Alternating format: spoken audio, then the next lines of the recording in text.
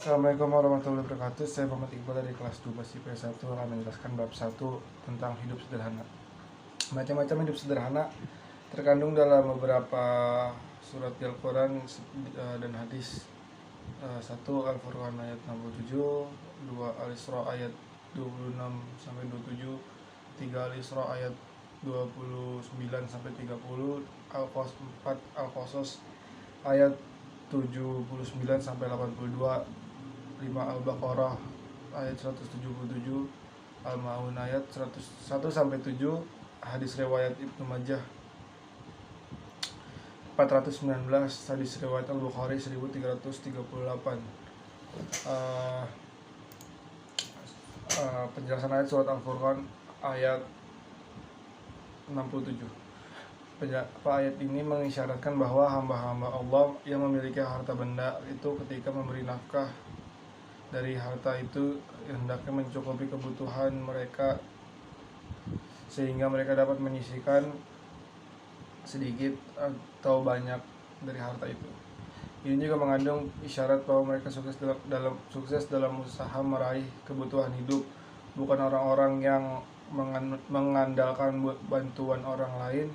Ini semakin jelas bahwa jika kita sependapat dengan ulama yang menegaskan bahwa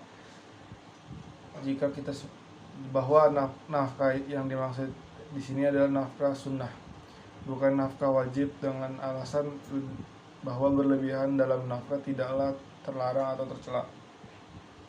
Sebagaimana walau sedikit sekali pengeluaran harta secara yang bersifat haram adalah tercela. Penjelasan ayat di Al-Isra ayat 26 sampai 27. Di akhir ayat ini Allah melarang kaum muslimin membelanjakan harta secara boros. Pemborosan yang ada di dalam ayat ini menggunakan kata tabzir dipahami ulama sebagai pengeluaran harta yang bukan pada jalur yang hak atau kebaikan. Jika seseorang membelanjakan semua hartanya dalam kebaikan, ia tidak disebut sebagai pemboros. Sementara itu di ayat 27 digambarkan bahwa pemboros disebut sebagai saudara setan, yaitu dengan penggunaan kata ikhwan. Lalu surat Al-Isra ayat 29 sampai 30. Penjelasan ayat. Dalam ayat 29 Allah memberi arahan bagaimana cara yang baik dalam membelanjakan harta. Pada permulaan ayat ini Allah melarang Rasulullah SAW menjadikan tangan terbelenggu pada leher. Ungkapan ini sudah terbiasa di kalangan orang Arab, yaitu menunjukkan kekikiran. Pada ayat 30 Allah Subhanahu wa taala menjelaskan perolehan rezeki pada seseorang. Ada yang dilapangkan sehingga disebut sebagai orang kaya, namun ada juga yang disebutkan rezekinya yang bisa disebut orang miskin atau kadarnya seorang bersifat sementara.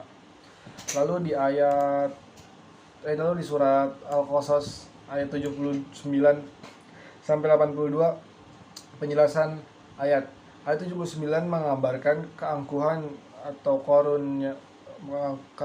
Karun yang menjadi. Gambaran keangkuhan ini juga tampak dari penggunaan kata fizinatihi dengan kemegahannya. Hal ini menggambarkan bahwa Qarun keluar dengan segala kemegahannya. Mengenai penjelasan ayat 80, ada sebagian ulama berpendapat hal itu adalah lanjutan perkataan yang merupakan nasihat dari orang-orang yang memiliki pengetahuan. Ayat 81 menjelaskan akibat kesombongan dan kecongkakan Qarun. Allah menenggelamkannya beserta harta-harta kekayaannya dalam perut bumi, dan tidak ada seorang pun yang mampu menolongnya dari siksa Allah Subhanahu wa taala, termasuk harta yang ia banggakan. Ayat 82 menjelaskan penyesalan yang terjadi pada orang-orang yang sangat mengharapkan kedudukan dan nasib seperti Qarun. Mereka digambarkan Al-Quran dengan ungkapan wa yaqa'anna. Lalu di surat Al-Baqarah ayat 177 penjelasan ayat. Adapun tanda-tanda orang yang benar dan bertakwa dijelaskan dalam ayat ini sebagai berikut. Iman terhadap adanya Allah, hari pembalasan, malaikat, kitab-kitab dan serta nabi-nabi Allah. Sediaan mengorbankan kepentingan pribadi untuk orang lain, mendirikan sholat, menunaikan zakat kepada yang berhak menerimanya, menepati janji dan sabar. Lalu di surat Al-Maun ayat 1-7, penjelasan ayat dalam surat Al-Maun diawali dengan pertanyaan. Pertanyaan itu bukan bertujuan untuk memperoleh jawaban karena Allah yang Maha mengetahui, akan tetapi maksud pernyataan itu adalah untuk mengunggah hati dan pikiran mitra bicara atau pembaca agar memperhatikan kandungan pembicaraan. Dengan pertanyaan itu, ayat di atas mengajak manusia untuk menyadari salah satu bukti utama kesadaran beragama, yaitu yang tanpa itu keberagamannya dinilai sangat lemah. Hadis tentang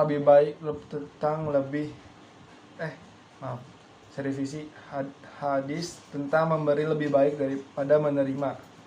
Kandungan hadis, hikmah yang terkandung dalam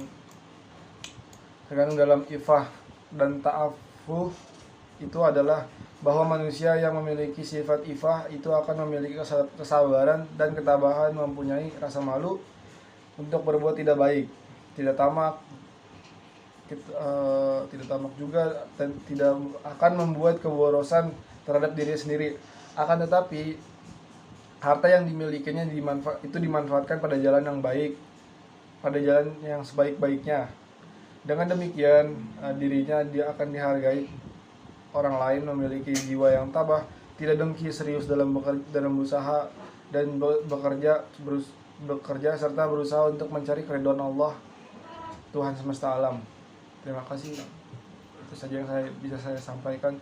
Wassalamualaikum warahmatullahi wabarakatuh.